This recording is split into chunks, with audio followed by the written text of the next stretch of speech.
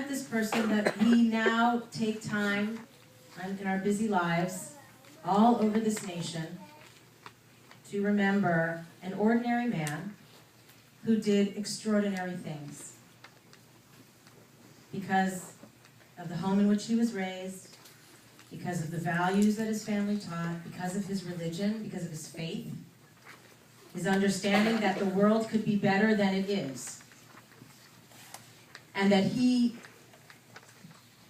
wasn't exempt, he wasn't outside, right, of the effort that needed to be undertaken to fix it. Our tradition teaches us in Ethics of the Sages, Lo alecha hamlacha ligmor. It is not up to you to finish the work. V'lo ata ben chorin lehibatel mimena. But it is also not okay to desist from it. In other words, you don't have to do everything and finish everything. But you can't say, I don't count and my deeds don't matter, and that I can't make a difference. That is what the legacy of the Reverend Martin Luther King has taught us.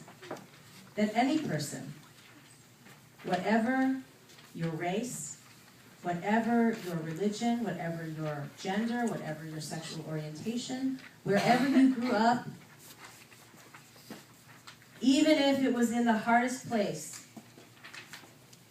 min hametzar karatiya, out of the narrow place can come expansive, extraordinary things. So we remember this great man, this great leader, and all of the things that he taught us and continues to teach us. He himself told us that he might not get to the mountaintop, that the highest place where all of our problems are solved. He might not get there, and he didn't get there.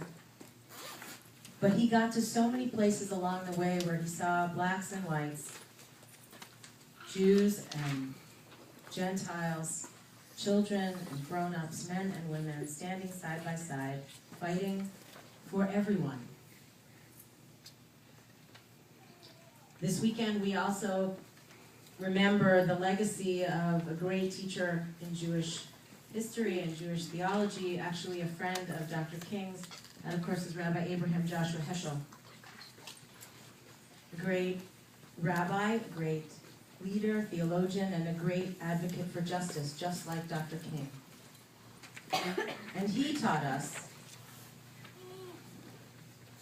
as well that while some of us may be responsible for the way things are in the world, some of us might be racist, some of us might not care about the poor, some of us might not care about immigrants, some of us might not